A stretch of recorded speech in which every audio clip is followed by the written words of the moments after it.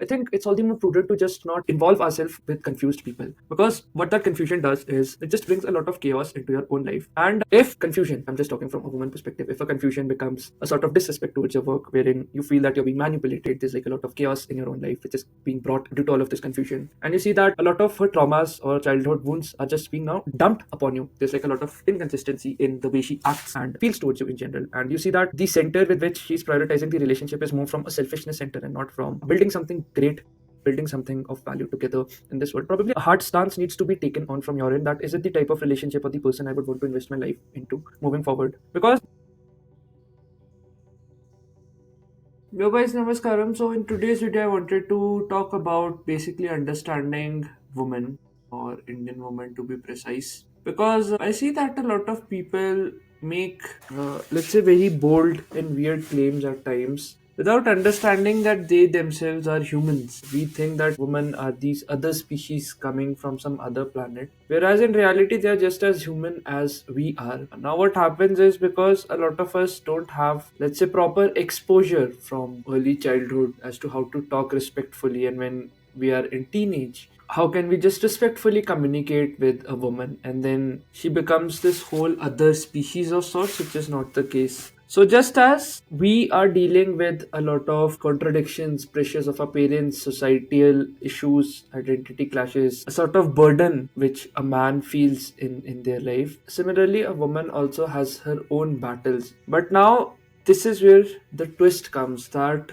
a man is usually able to bottle up all of that. He's able to repress all of that, which creates like long term issues, which we can discuss in another video. But for a woman, she has this habit of constantly expressing a lot. They are in general more expressive. And then for a logical mind, let's say for a man, it is seen as that her words are not making sense. Why is she like shifting between polarities and things like that? The reason is just because of different wiring, you can say, a different way or a different perspective to perceive life. So the idea here is just not to solve women, do these 10 tricks, ignore or whatnot. The goal is just to understand their patterns, because in understanding their patterns, we understand our own patterns and how to respond maturely, not become a toxic a-hole person of sort. Whatever works for you works for you. Whatever does not work for you, you can just discard that. But I just wanted to get a little bit of discussion started, because the idea of, let's say, quote unquote, a masculine man is, let's say, a person who is grounded, a person who is calm amidst chaos and the storms of life, and has a strong and positive outlook towards life of just creating genuine positive value. So firstly, now this is coming from a relationship perspective, because a lot of people reach out to me with relationship problems and things like that. The patterns are more or less the same, generally speaking, with different nuances or different contextual understandings of sort.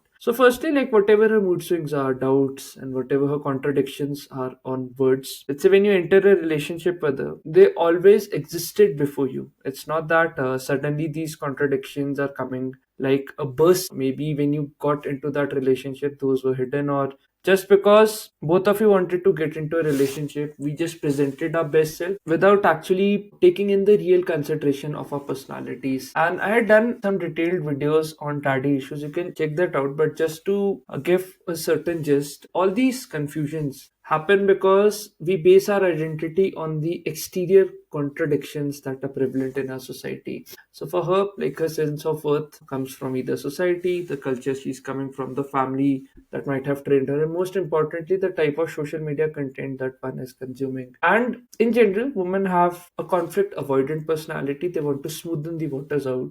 So there's like a lot of fear also attached in one's upbringing. Don't go here, don't go out after this time, and things like that. 90% of the time, it's just not about you as a person or about you in that specific situation. Just understanding this small nuance brings in empathy, and we just don't villainize people. And it also protects your own emotional balance, which brings me to a very famous point, that men in general have a proclivity towards thinking through things logically, and women in general are, let's say, more sensitive to her emotions and the emotional changes that are going, which makes them more of, you can say, feelers, and then they think through things after they have felt all their emotions. So whenever in fights in relationships, when a person says extreme things, I'll break up and all of that, it's just an emotional standpoint at times, not bringing in a logical line of thought per se. So what we do in general, we just start reacting to that emotion instead of taking the whole contextual thing. What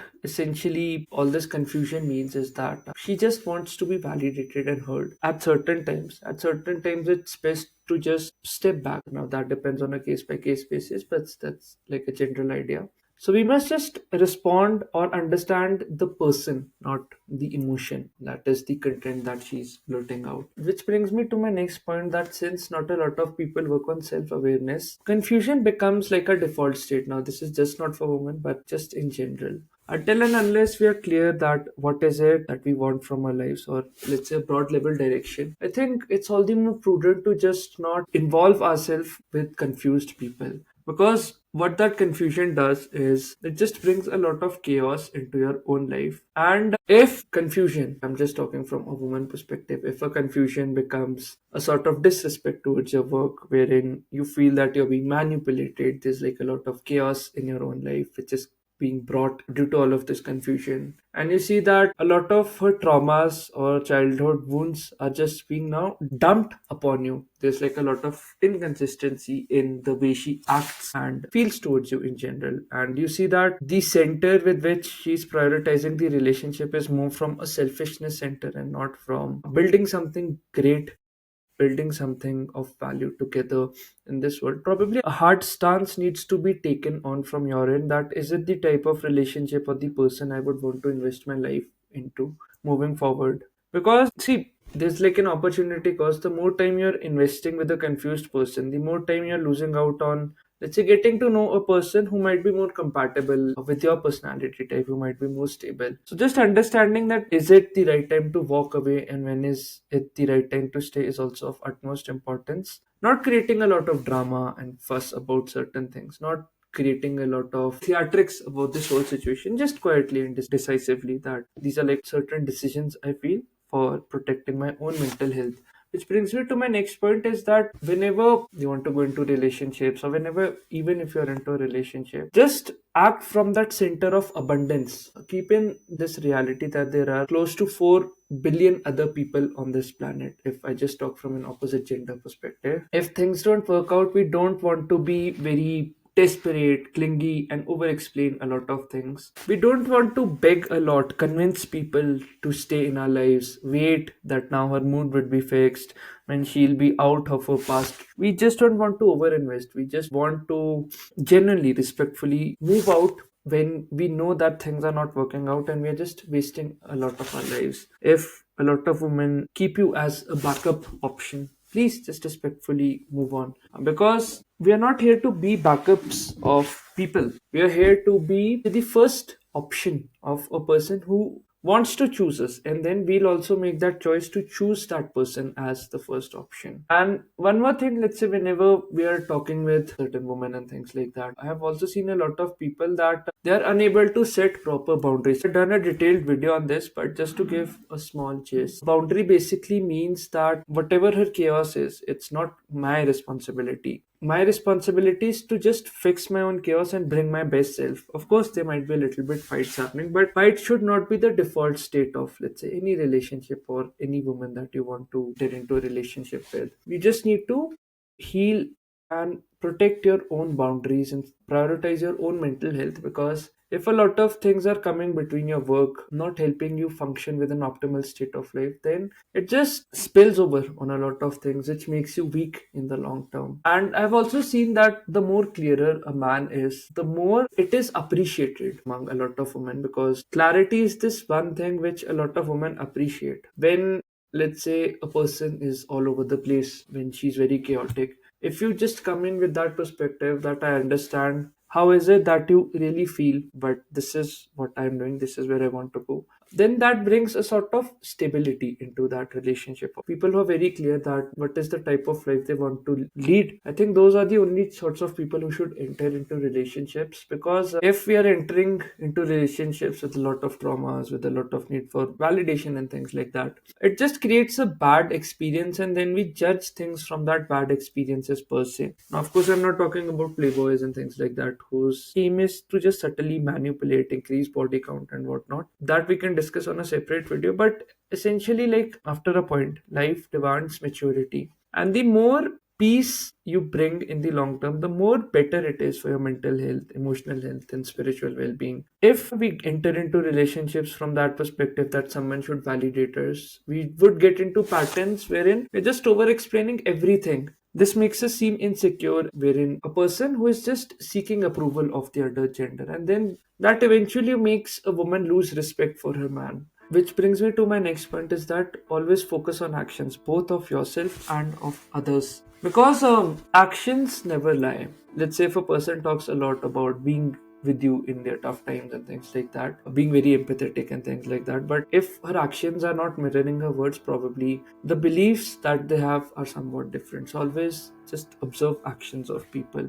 Don't try to fix people. It's their own responsibility to fix them. You just need to fix your own self and just work on becoming a sort of person who is very stable and calm. Now, one more important thing. I've seen that a lot of women do these tests to test the strength of their man unconsciously. At times, she might question your decisions, challenge your confidence that will this really work out? See that if you genuinely fold under pressure, because it's coming from a biological response, that can this man be a good, let's say, father to our kids, or can he protect me when I'm very vulnerable and things like that?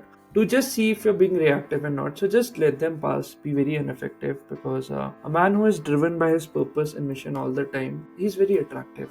Not that we want women, but these are like certain check marks. Because if you know that what is the direction that you want to go, eventually the right people would just come aboard. Which brings me to this whole thing that instead of just villainizing people, saying that women are bad, good, evil, such gender is so and so, just understand patterns. We are not here to fix people, we are not here to manage their emotions. We are just here to understand people and align with folks who are, let's say, coherent with our identity, with our values, with the direction, and very comfortable with the boundaries. A woman follows a man who knows himself, and I think a similar expectation you should also have, that you would only want a woman who is very clear in her direction. Because once people are clear, a lot of mess that we create, a lot of broken relationships, traumas and things like that, all of it just goes out of the window, because they're like two stable and mature people coming together to build something of value, not two kids to just heal their